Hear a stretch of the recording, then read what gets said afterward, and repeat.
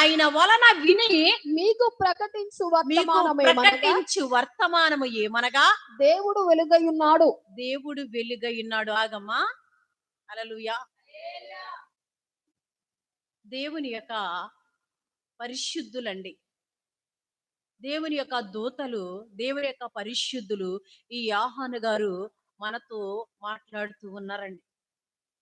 మేము ప్రకటించు వర్తమానము ఏమనగా దేవుడు వెలుగై ఉన్నాడు. ఏమై ఉన్నాడండి? వెలుగై ఉన్నాడండి. దేవుడు వెలుగై ఉన్నాడు. దేవుడు లోకమునకు వెలుగై ఉన్నాడండి. దేవుడు వెలుగై ఉన్నాడు. ఆయన యందు ఎంత మాత్రమునకు చీకటి లేదు. హల్లెలూయా. వెలుగై ఉన్న దేవుడి దగ్గర మనము కూడా వెలుగై ఉండాలి, కానీ ఇంకా అజ్ఞాన కాలంలో మనము ఉండకూడదు. మనందరము కూడా ఎప్పుడైతే మారు మనసు పొంది బాప్తిసం పొంది ఉన్నామో అప్పుడే మన యొక్క చీకటి బ్రతుకంతా కూడా విడిచిపెట్టి, చీకటి జీవితం అంతా కూడా విడిచిపెట్టి, ఆ చీకటి సమాధి చేయబడింది, ఆ చీకటి కప్పెట్టబడిందండి. హల్లెలూయా. కనుక ఎప్పుడైతే మారు మనసు పొంది బాప్తిసం తీసుకున్నామో మనము కూడా ఆ తండ్రి సంతానమై ఉన్నాము. కనుక మనము కూడా ఏమైనామో వెలుగై ఉండాలండి. హల్లెలూయా, హల్లెలూయా. ఇప్పుడు కరెంటు పెట్టినప్పుడు పెద్ద పెద్ద లైట్లు పెడతారు కదా, ఆ పెద్ద లైట్లతో చిన్న లైట్లు కూడా పెడతారండి. దానితో పాటు ఒక ఆ బోర్డు దగ్గరికి వెళ్ళి స్విచ్ చేయగానే చిన్న లైట్ ఎలగాలి, పెద్ద లైట్ తో పాటు ఏమవ్వాలండి?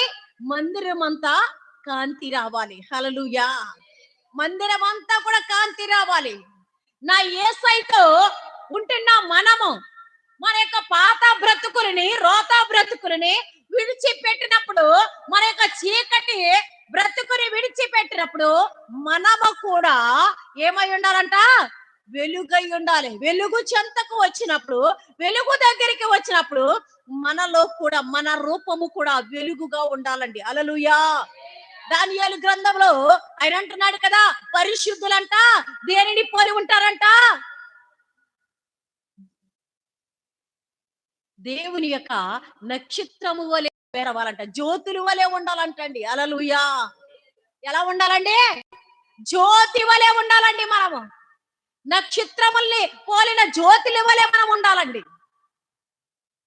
దేవుని పిల్లలం మనము, దేవుని వారసులము. ఒక వెలుగు దగ్గరికి వచ్చాం, మనము కూడా వెలుగై ఉండాలి. ఇక మనలో ఎంత మాత్రమునకు చీకటే ఉండకూడదు. చీకటి అనగా మన యొక్క క్రియలండి. హల్లెలూయా.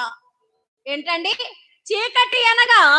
నా ప్రభువైన యేసయ్య అంటున్నాడు, నేను వెలుగై ఉన్నాను, మీరు కూడా, నేను పరిశుద్ధుడునై ఉన్న ప్రాకారము మీరు కూడా పరిశుద్ధులై ఉండాలి.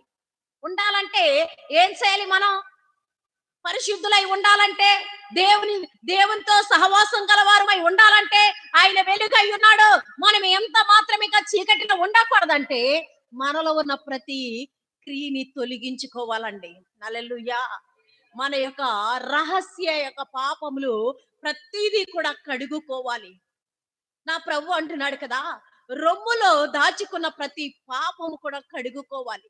ఇక చీకటి ఎంత మాత్రము కూడా మనలో పని చేయకూడదండి.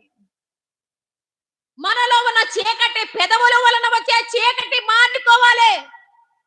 కంటితో చూసే ఆ యొక్క చీకటి క్రియలు విడిచిపెట్టుకోవాలి.